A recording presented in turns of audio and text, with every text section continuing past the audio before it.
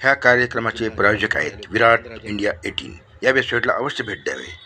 खेळाडू आदरणीय पल्लवी दातरक मॅडम यांना विनंती करते की रोपटा आणि सन्मान चिन्ह देऊन त्यांचं स्वागत करावं। त्याचप्रमाणे गडचिरोली जिल्ह्यामध्ये अनेक सामाजिक उपक्रम राबवतो, जसं किशोरवयीन मुलींसाठी मार्गदर्शन असतो, महिलांच्या सक्षमीकरणासाठी काम करतो। तर आम्ही जे अवेअरनेस प्रोग्राम घेतो असे अनेक प्रोग्राम आम्ही घेतो।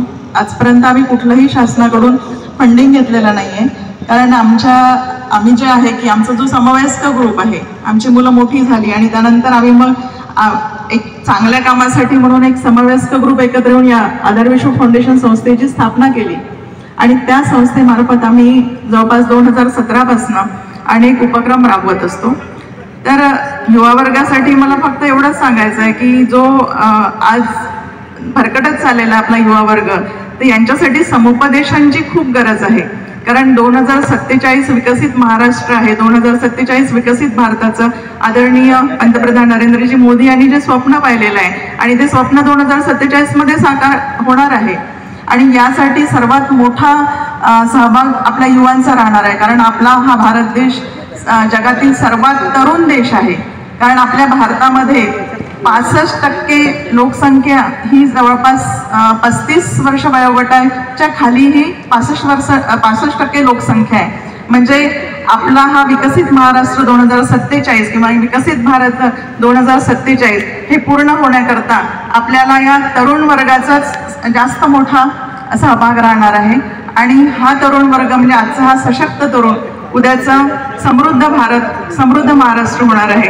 आणि म्हणूनच आज जर आमच्यासारखे आधार विश्व फाउंडेशन आहे की जे आम्ही निस्वार्थी किंवा प्रामाणिकपणे जे काम करतो आहे, तर या अशा संस्थांना काही आर्थिक सहकार्य जर मिळालं आपल्या शासनाकडून तर अजून जोमाने ती संस्था काम करू शकेल, अजून जोमाने कार्य करेल, युवा वर्गासाठी, महिलांच्या सक्षमीकरणासाठी आणि सामाजिक कार्यात हिरिरीने भाग घेतील। जसं समुपदेशन केंद्र आहे, कारण आपल्याला माहिती आहे की आज तरुण वर्ग आपण म्हणतोय की भरकटत चाललेला आहे, व्यसनाच्या आहारी चाललेला आहे। कारण सशक्त भारत किंवा सशक्त महाराष्ट्र बनण्यासाठी सशक्त तरुणाची गरज आहे आणि हा तरुण भरकटला जाऊ नये म्हणून आपल्याला असं काही समुपदेशन केंद्र देता आले तर त्या माध्यमातून आमच्यासारख्या संस्था या युवा वर्गासाठी काम करू शकेल अशी माझी इच्छा आहे। आणि म्हणून मी आदरणीय मंत्री महोदयांना विनंती करते की अशा काही संस्थांना जर थोडंफार आर्थिक सहकार्य लाभलं, कारण आम्ही करतो आहे, कारण आमच्या इथे सगळ्या वेल क्वालिफाईड, वेल एज्युकेटेड नोकरीवाला वर्ग आहे की जे स्वखर्चातून 25% महिला चांगले आहे की आम्ही स्वखर्चातून सगळं करतो आहे। आजपर्यंत आम्ही कुठल्याही शासनाचं फंडिंग घेतलेलं नाहीये, पण जर त्याला पण लिमिटेशन्स आहेत, कारण आम्हाला खर्च करायला जर थोडंफार सहकार्य मिळाला तर आमच्या सारख्या संस्थेच्या महिला अजून जोमाने कार्य करतील, जोमाने काम करू शकतील, कारण त्यांच्याकडे वेळ आहे। ज्या 45 वयोगटाच्या वरच्या महिला आहेत त्यांच्याकडे आज वेळ आहे, त्या करू शकणार। तर ही एक विनंती मी माझी। आता तुम्ही रजिस्टर संस्था आहे सर।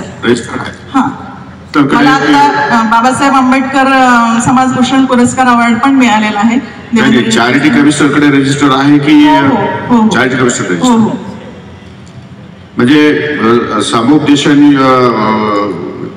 युवक याच्यामध्ये आपल्याला मदत अपेक्षित आहे। हां, जसं आम्ही किशोरवयीन मुलींसाठी वसतिगृहात आहे, शाळांमध्ये आहे, ठिकठिकाणी। गडचिरोलीमध्येच अशी संस्था आहे, अशा जिल्ह्यामध्ये काही संस्था आहे आणखी? जिल्हा अधिकारी जिल्ह्यामध्ये, राज्यामध्ये काही व्यवस्था आहेत का अशा संस्था आहेत?